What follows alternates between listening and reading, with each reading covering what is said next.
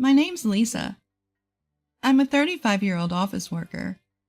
Just recently, my boyfriend, Andrew, who had been assigned overseas for quite some time, finally returned to Japan.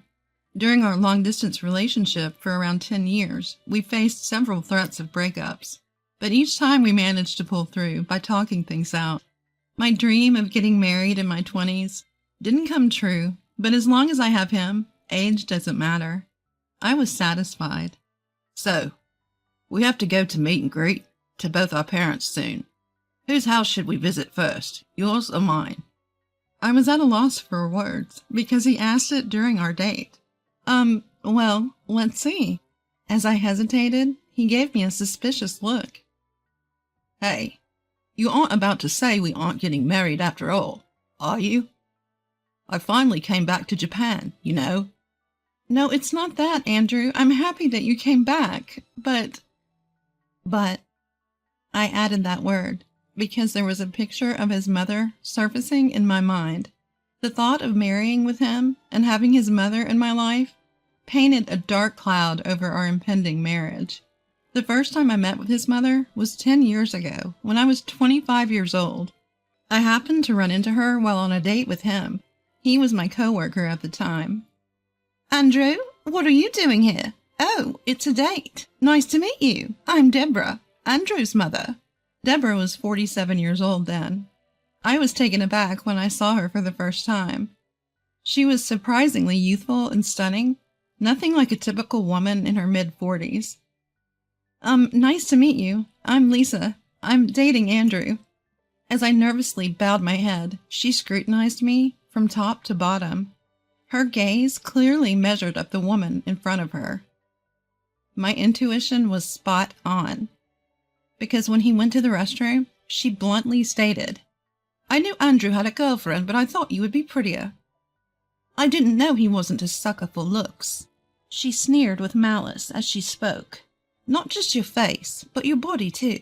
Well, if I say it nicely, you're voluptuous. But to be harsh, you're Oh, oops, my bad. I shouldn't say such things. As if she felt any remorse. Well, yeah, I'm a bit on the curvy side. But what kind of first impression is that?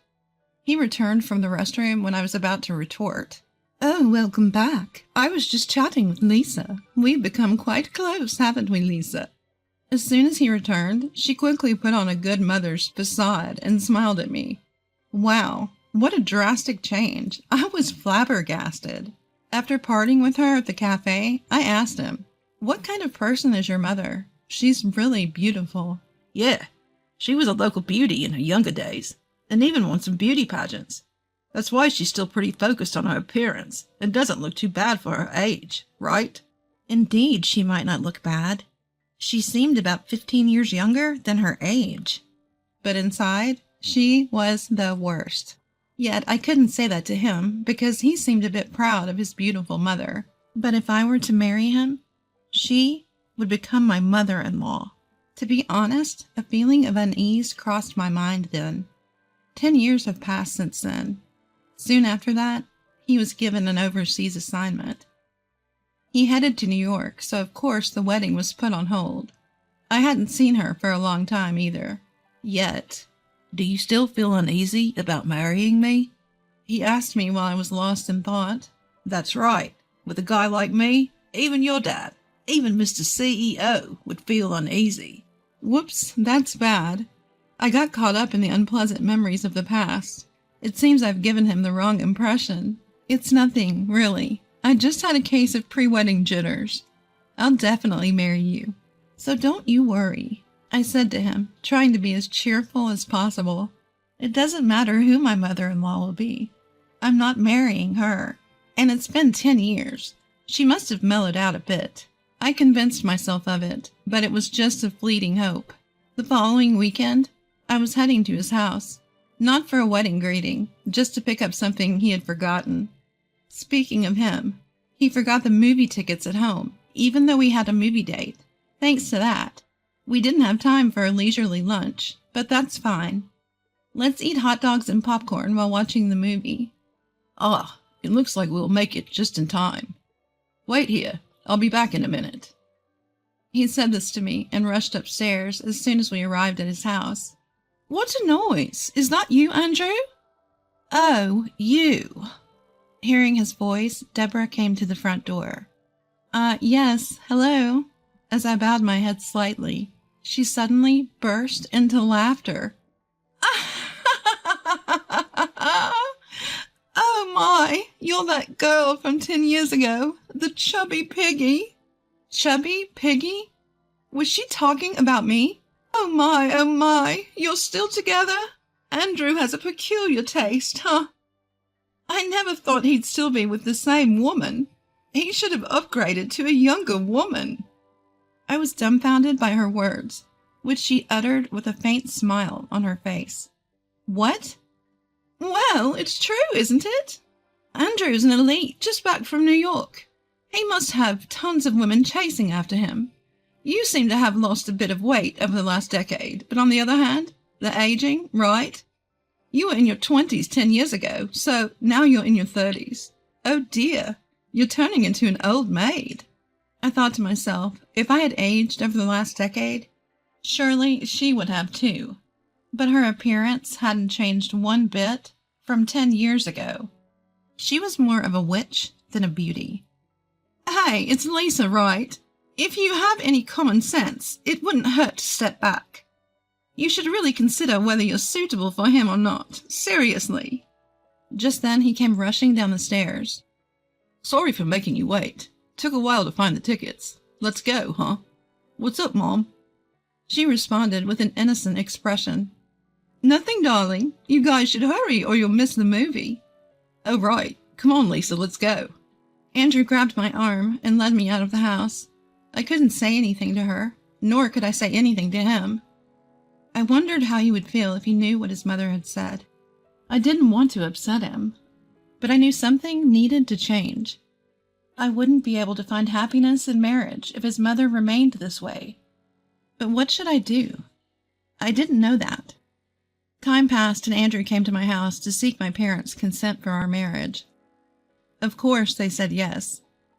My father seemed to prefer that I marry a man of his choosing, but he respected my decision.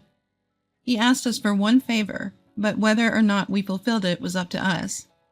Well, at least we've got your family's approval. Next is my family next weekend. He relieved anxiety, stretched, and said that as soon as we left my house. Yeah. If I go to his house, Deborah will be there. I have to get her consent to marry. Will I be okay? Seeing my unease, he said, It'll be okay. I'm with you. Those words somewhat eased my anxiety. Then the following weekend arrived. I was so nervous. What's up, Lisa? You look tense. Seeing me take deep breaths, Andrew laughed. I get it. I was super nervous when I had to go meet your family. Plus, I was meeting your dad, the big boss. But it'll be fine. My parents are both pretty laid back. You've met my mom before, right? You know what I mean. Yes, I've met her, and that's precisely why I'm nervous. I screamed inside my head. Hey, welcome. You must be Lisa. Nice to meet you. I'm Andrew's father. Upon entering the house, his father kindly welcomed me. Well, hello there. Deborah emerged from behind him. I was taken aback by seeing her. Her makeup was intense. It was so heavy it looked as if she were about to head to a party. The area around her eyes was shimmering with glitter-infused eyeshadow.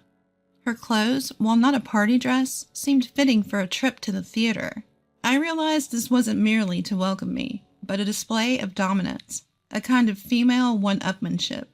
I quietly reassessed my own outfit. My clothes were fine. No runs in my stockings, and my accessories were not overly flashy.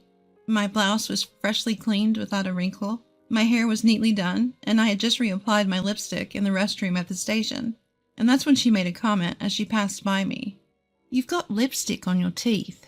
I quickly covered my mouth in a panic, but when I stealthily checked in the mirror, when no one was looking, there was no lipstick on my teeth.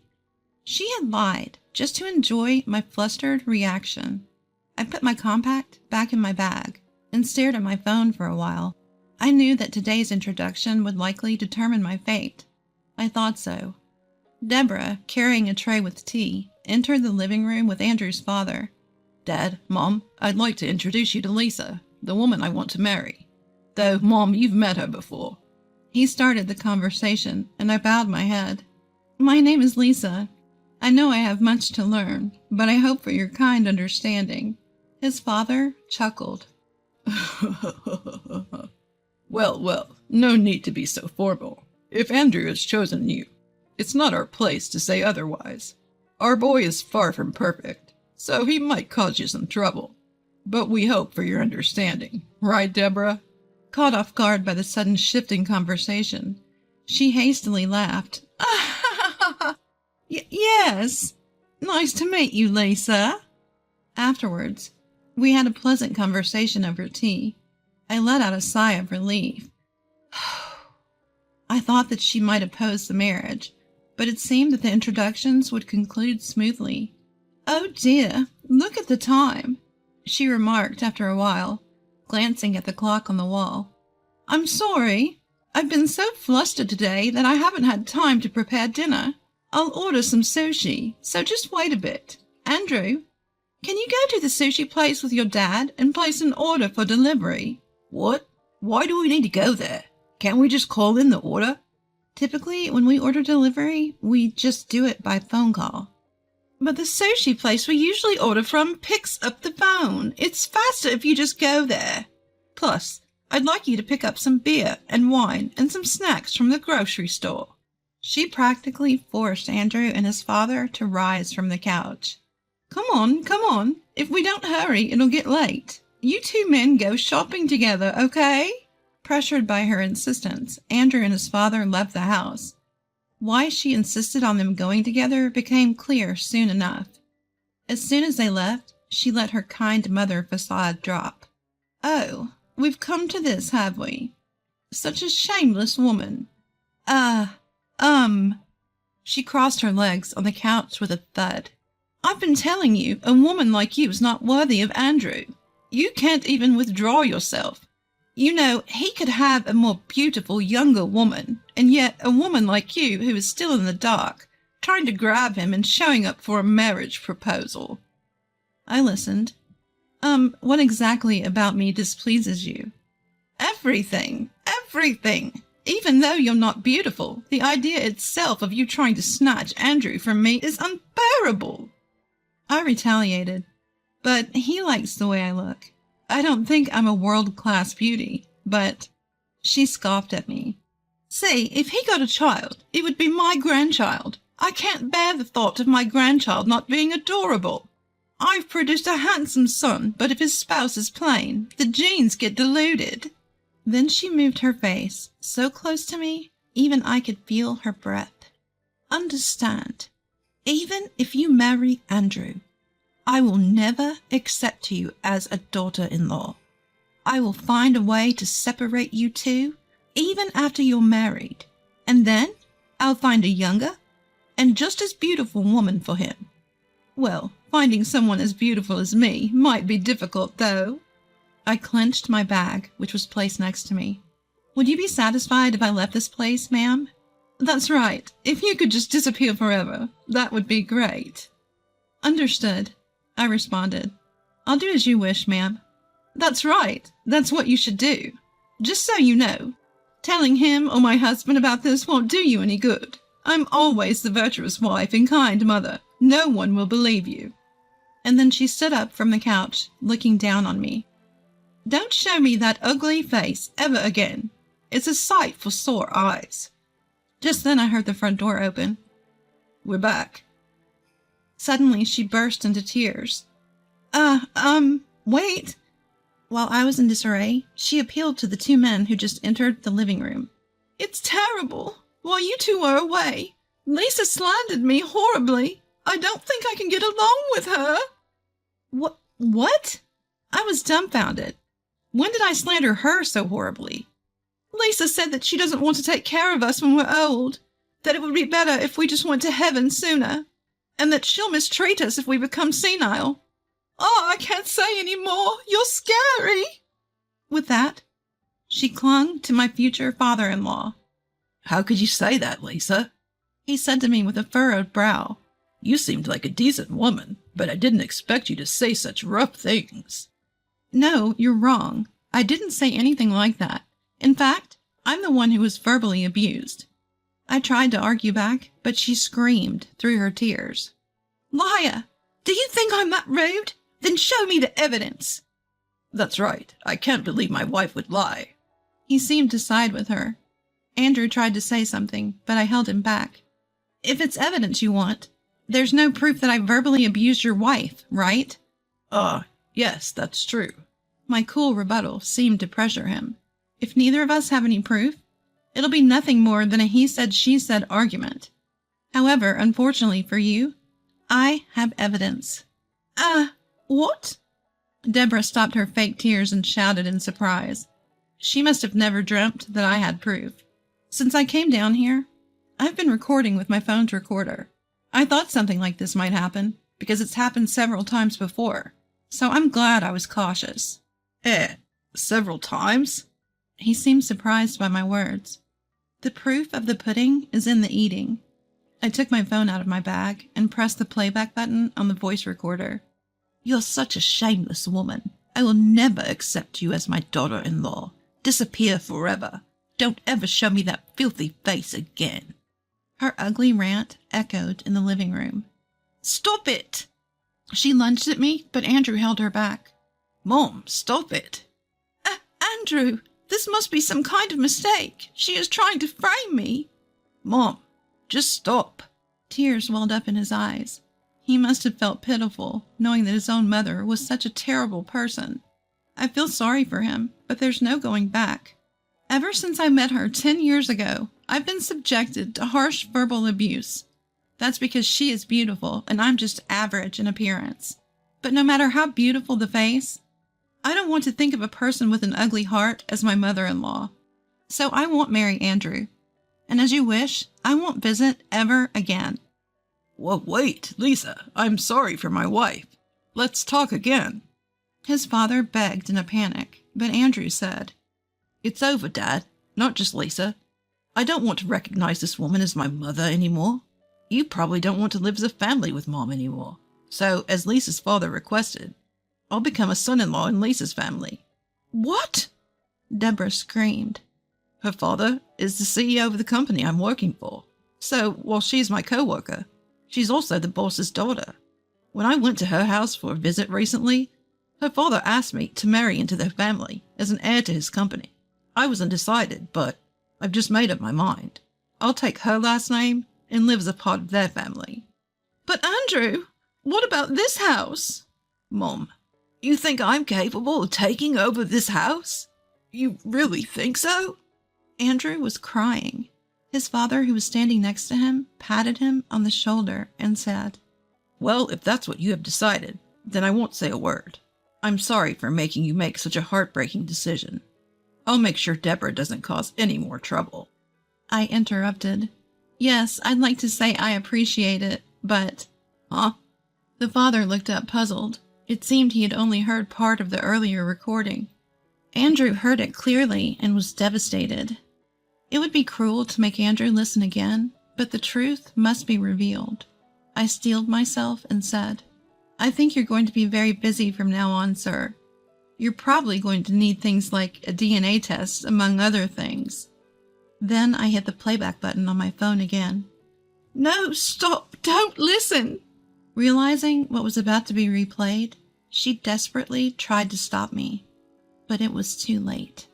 "I managed to give birth to a handsome boy using a handsome man's seed, but if his partner had a plain face, the DNA would be diluted."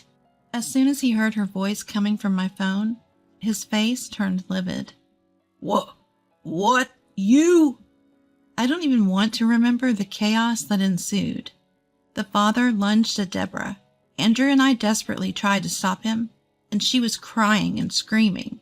The commotion was so great that the neighbors called the police. A few months later, Andrew and I got married. As he had declared, he married into my family and, at the same time, cut off all ties with his mother. However, he did not cut ties with his father, although the father-son relationship was denied by a DNA test. They still had a bond from living together as father and son for over 30 years. If we have a child in the future, we plan to show the child to him. It seems that his father and Deborah will be getting a divorce. She was sent back to her parents' house, but apparently she was treated so poorly there that she was kicked out, and now no one knows where she is. Well, knowing her, she'll probably keep bad-mouthing people wherever she goes and make herself unpopular. Deborah, who was able to maintain her beauty while living a luxurious life, now faces a tough future. I suspect her beauty will fade with the hardships, and she'll just become a witch. At least, that's what I think.